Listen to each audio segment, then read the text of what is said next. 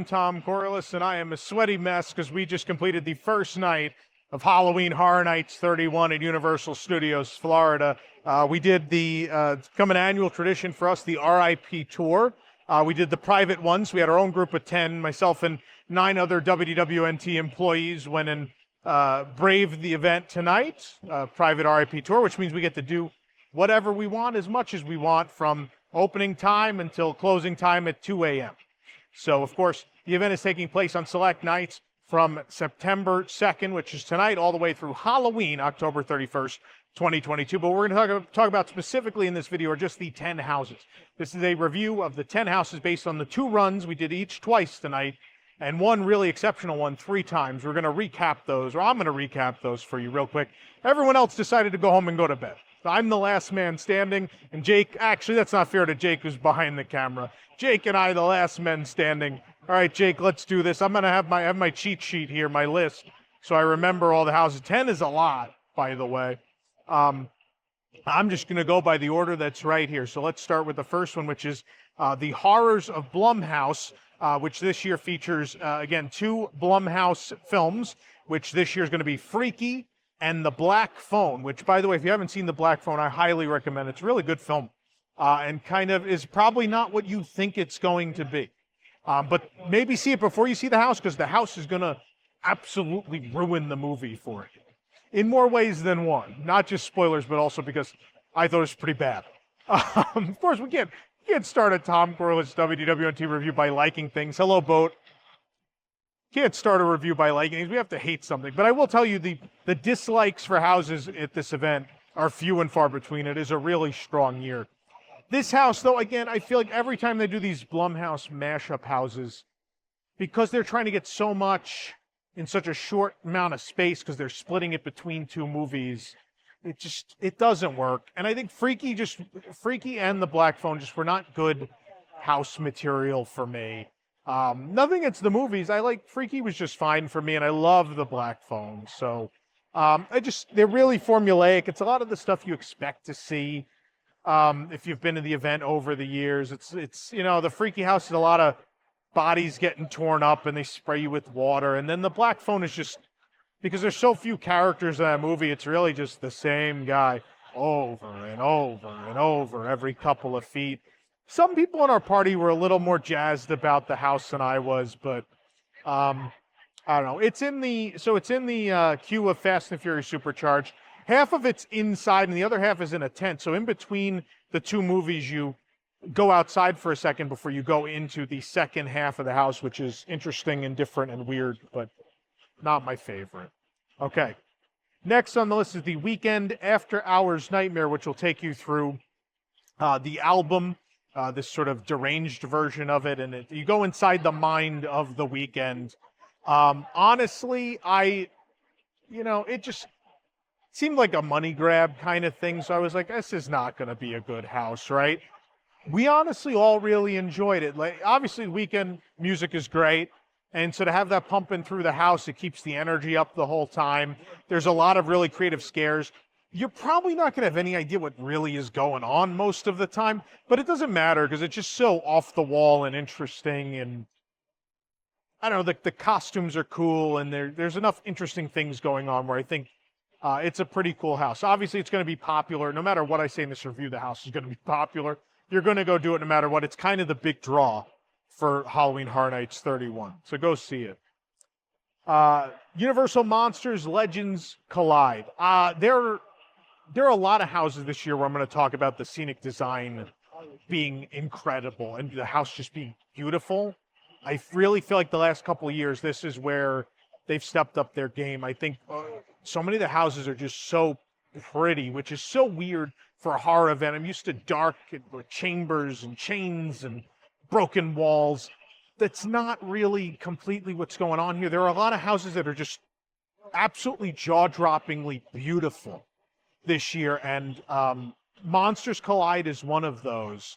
The Egyptian setting is really interesting, and a lot of the prop work, because of that, the prop work is so interesting and pretty. These big Anubis statues, and then the costuming's great too. You have the mummy is with the. I'm sorry, I'm gonna not know all the terminology and stuff. If you read the reviews on the site, Katie, our editor, is a Halloween Horror Nights expert and knows like all the history and lore like the back of her hand. I know a good amount of it, but I can't for the life of me remember the official terms for this house. But the amulet or whatever the mummy is trying to keep away from Dracula and the Wolfman, it's cool that it shines on the costume. And then the other really cool thing is no matter, well, depending on when you come, every night someone else is going to win in this house. So whether it's the mummy or whether it's Dracula or whether it's the Wolfman, someone's going to win, a different winner every night. You never know which one you're going to get night to night. So a good reason to come back for multiple nights. And also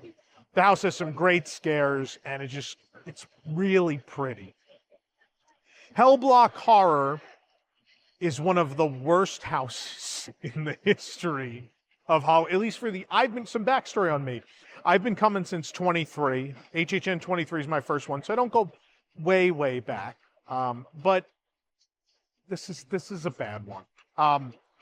Kudos to the people involved. We've heard that supposedly this was thrown together in 3 weeks because there was a change. They lost an IP, whatever it was supposed to be that was supposed to go in there. And so they threw together this sort of, it's a jail for all sorts of strange creatures, whether they're aliens, vampires, any sort of bizarre, weird creature. This is a jail for them. And there's been a jailbreak. And so all these weird creatures are escaping, and the officers are having a real hard time dealing with it. And that's what you're going through. And so it just feels very, very formulaic. It's just a bunch of open jail cells over and over and over. The costumes are reused from past events. And I think whether you're first time or whether you're a regular, I don't think it's going to connect with a lot of people. And we saw the last couple hours of the event tonight, first night, mind you, people already caught wind of that. It was a 5-minute wait. So people kind of already know that Hellblock Horror is not great. Jake, just for you, they killed that big screen, by the way. Just the one in front of us. Oh, there it is. It's back. I can flash from the NBC Sports Grill TV again. Spirits of the Coven. So the first thing I want to say is I'm a big fan of how diverse the themes of the houses were this year. I think they tried really hard to have different eras and different motifs, and that becomes apparent as you do more houses. Spirits of the Coven is 1920s Salem. You're going to a speakeasy during Prohibition, but something bad's going on. The witches have a front going on with that. Believe it or not, a Prohibition era speakeasy is being used as a front. Usually another business is the front for that. So that's a front for a front of, I won't spoil what they're up to. But so what's really cool is you start in like the actual speakeasy and it seems pretty normal, and there's beautiful women, flapper witches, if you will. And as you progress, the witches get uglier and uglier. And, well, depending on your point of view, I don't want to be judgy.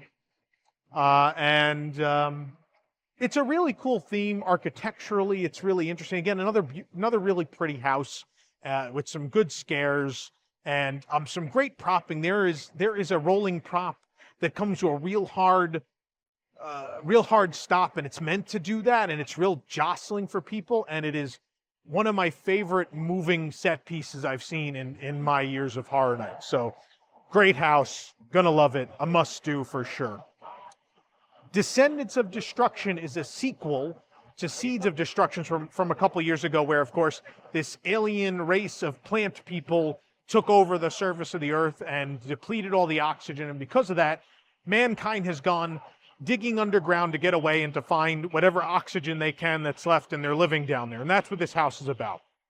But, of course, being Horror Nights, everything doesn't go according to plan.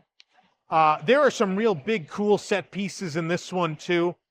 It doesn't connect to Seeds as much as I would have liked. Seeds, I'm fond of that house. I liked that house a lot a couple years back. And it doesn't connect as much. It connects enough. I don't know. I think the average event goer is not going to be blown away by it. But there's some cool... It's worth seeing. You may love it. You may not like it. I think it depends who you are, and you know, everyone's different. So I don't fully know how. It's a middle of the road house for me. Halloween. I know for those of us that come every year, there's been a lot of Halloween houses, and they do get repetitive. But, I mean, there's something to be said for having a classic IP that everyone knows and everyone loves. It's definitely drawing people in, so I get why it exists. And they did a good job. It has some thoughtful, interesting scares, and it tells the story of the original film in the correct order that's easy for people to follow. Not like sort of the jumbled mess of the Halloween houses of years past. So it's a good entry. It's worth seeing. And I think, people are going to see Halloween and be like, oh, we should see that. And I can't argue with that. Bugs Eaten Alive. This is not the best house this year, but it is my favorite. It's definitely the comedy house this year. And the theme is it's the 1950s, and this company is introducing this household novelty that's going to change your life. It cools the house, it heats the house, and it also, supposedly, kills bugs and insects. Supposedly. So they have never done a bug house before, and a lot of people are afraid of bugs, so a lot of people in our group were kind of chickening out, so it's only some of us went through the first time. And I died of laughter. I thought it was so funny. These big, oversized, like B-movie bug costumes and a lot of just rubber bugs everywhere. It's meant to be comical and be very 50s, 60s B-movies. Very sci-fi dine-in at Hollywood Studios, if you guys are familiar with that. Very much also like the movies that were part of Slaughter Cinema here at Horror Nights a couple of years ago. It's like one big, long one of those, I would say. It's really comical. It's going to scare some people who aren't really fond of bugs, for sure, even though it is more on the comical side. But I think they'll have a laugh, too. Even if you're afraid of bugs, I think it's worth a shot. There's some really inventive scares at lower levels. I don't want to spoil. It's a fun house. It's a really fun house with a fun theme, a fun aesthetic, with some really thoughtful little details that evoke the 50s that you'll get. Those who are more eagle-eyed are going to get them and really enjoy the house, I think. Two of the best for last. Let's start with Dead Man's Pier, Winter's Wake, which is a sequel to Dead Man's Wharf, which was a scare zone a couple years ago. The backstory here is this woman, I believe she was the wife of the captain. I guess their ship was lost at sea, and before she died, she would play the violin, sort of play a song to beckon them home. She passed away eventually. They never came home. But now her ghost has come and is playing the violin and has beckoned. This lost ship has come home, and they are invading this modern day wharf, the pier, if you will. And it is the most beautiful house in Horror Nights history. It is the most thematic house in Horror Nights history. It is the only house I've walked out of where everyone in the group looked at each other and all collectively said, that is the best house they have ever done. The scares are great, the costuming, but it's really all about the layout, using the soundstage to its full potential so that there are big set pieces that you would see across the whole span of the house multiple times that sort of play into each other. A lighthouse, a giant ship, and again, they're visible from multiple scenes. And it just ties the whole house together, but also offers these really pretty vistas, which is such an accomplishment for being in a dark warehouse. They did an incredible job. It has to be seen to be believed how beautiful and awe-inspiring and masterful the job they did on that house is. It is, if not the best, one of the best HHN houses of all time. And then, last but not least, Fiesta De Chubacabras, which the story is this small Latin American town needs to feed the mythical chupacabra. And so they have a festival and they lure the tourists in. And then once the tourists are in town, well, we're not going to, we'd like to save our family, so we're going to slaughter the tourists and use them to feed the chupacabra, of course. And that's the story. And what ensues is another really beautiful house. The costuming's great. Everyone, a lot of the scare actors have these really great masks that look like they're hand-carved, and everyone's different. And beyond that, there is an opening scene that is just, it looks like you're looking out into a whole town with fireworks going off. Super cool. And then beyond that, of course, the house that made me fall in love with Horror Nights was, and probably a lot of you as well, was American Werewolf in London with those amazing puppets. And they have done some great puppets of a similar nature since. The Chupacabras are of that style, and they're a little more cartoony and charming, but they're still kind of scary and just really cool to look at. It is a marvelous, marvelous house. So it's, like I said, it's a great year. That's all 10. I think we did it in record time. So all in all, this is a year to be here. I know it's a year light on IP, which is getting more back to, I think, Horror Nights' roots a little bit, which I think as a Horror Nights fan, you know, you come here for the original houses, really. You stay for the IPs, and the regular guests come for the IPs, but we come for the original houses, and there's a lot of them this year, and they are almost all spectacular. So a strong year, a year you will not want to miss. Halloween Horror Nights 31, Universal Studios Florida. Of course, we have tons of content. We were actually allowed to film in the houses and take pictures because we're on the media list this year. So do check out all of our amazing videos, our reviews of the food. There's so much more on the website as well. And if you enjoyed this, please hit the like button. Please subscribe for more Halloween Horror Nights coverage, including not only from here, but also from Hollywood and even Osaka, Universal Studios, Japan. This is Tom Corliss for Universal Parks News Today, signing off. We'll see you in the fog.